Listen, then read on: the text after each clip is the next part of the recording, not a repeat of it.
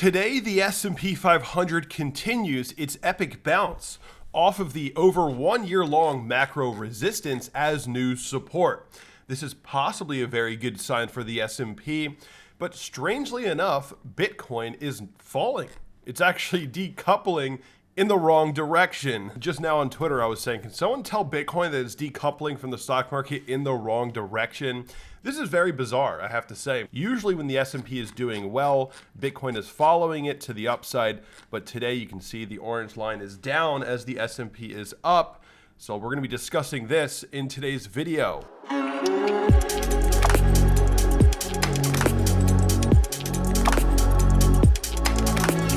What is up, guys? Welcome back to the channel. My name is Kevin Svenson, and today Bitcoin is down 5%. Let's look at the 15-minute chart, and what you can see is that it only took about 3 15-minute candles for Bitcoin to go from 23,400 to 21,970, a swift move down. One of the reasons why we could be seeing downside right now is that Silvergate has a lot of issues that we're seeing in the news. Nearly a 50% fall in Silvergate's shares over FTX exposure prompts survival doubts. And what we're seeing is the share price of the cryptocurrency-focused US bank Silvergate plummeted by nearly 50% in early trading on Thursday after fresh revelations about the extent of its exposure to the collapse of crypto exchange FTX raised questions about its ability to survive. So that is what we're seeing right now in the news, and that is a very possible reason as to why we saw this dip. I think likely what we saw was some whales exiting the market here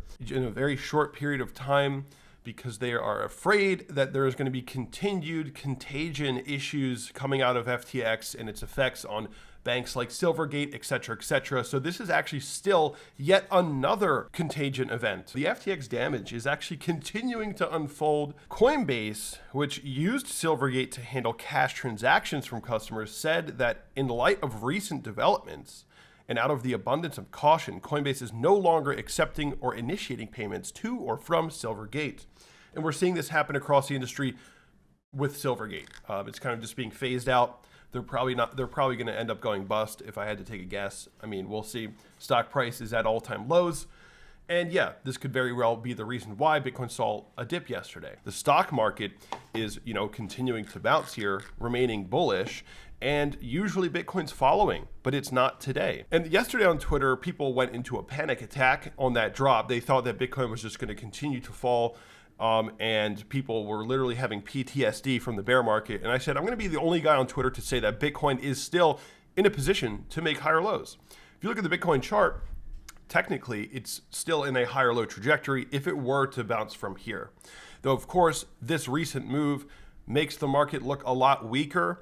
The structure is no longer in that super bullish posturing where we had that trend line. We broke below it now, so things may slow down, right? I think that now there's a little bit of damage done, right? This is not necessarily constructive. When it comes to this trend line right here, if Bitcoin had held this and then rallied, and I would have considered something like this to be an aggressive bullish posture, right? If Bitcoin had held that trend line, that is an aggressive bullish posture, but we didn't get that. We broke down. We have damage now to that shorter term uptrend line. And so Bitcoin is now more likely going to consolidate. I would say that if the S&P 500 bounces off this trend line and continues to maintain this run and sees more upside from here, if this is the case, Bitcoin is more likely going to go sideways here, guys. It's more likely going to see some sideways consolidation as the S&P would remain stable and or bullish. If this bounce for the S&P ends up being a lower high and we continue to come down here,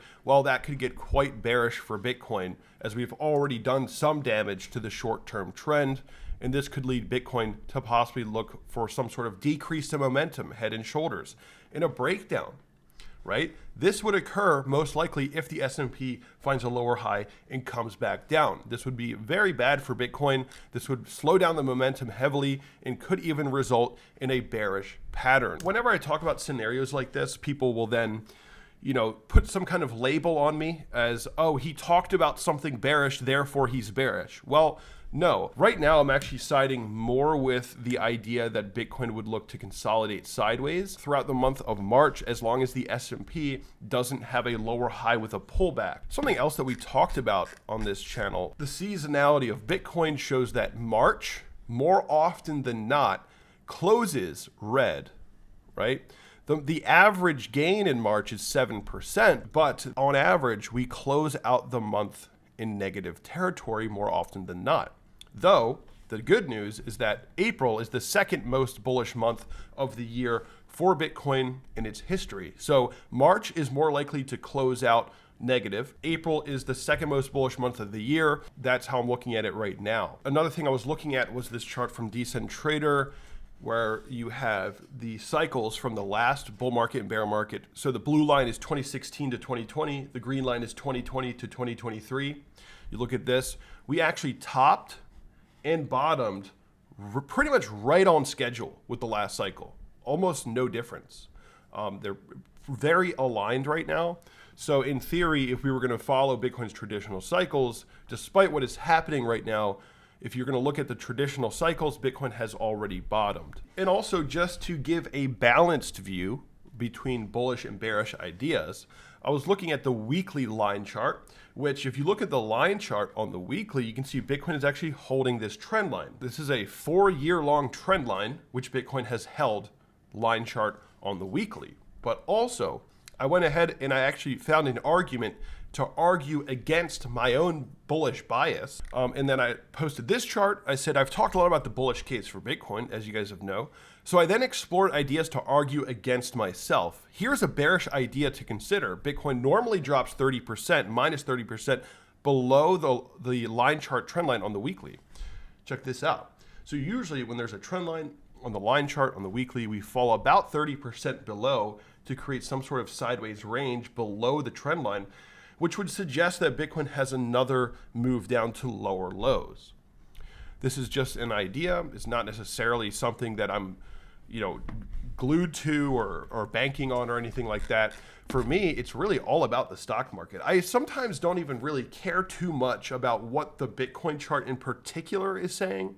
A lot of times I just look at the stock market because generally that's what Bitcoin is following. Despite that, last night when the stock market was closed, Bitcoin dumped. It could just be a whale that wanted to sell. But the data suggests that Bitcoin follows the stock market over time. So if the S&P continues to be bullish here, I'm expecting a recovery from Bitcoin, despite if we might go sideways first. So we'll see. I think March is going to be boring. In all likelihood, neither the bulls or the bears are going to get what they want. It'll probably be something really boring. And that is usually the most painful scenario, where bulls don't make money, bears don't make money, and nothing happens. So that's kind of what I'm leaning towards now, a more neutral stance for the time being, for the shorter term. But I am looking for upside in April because the seasonality is very consistent for April being bullish. But that is my analysis today. Hope you guys enjoyed this video. Smash the like, subscribe to this channel if you're new, and I'll see you all in the next video.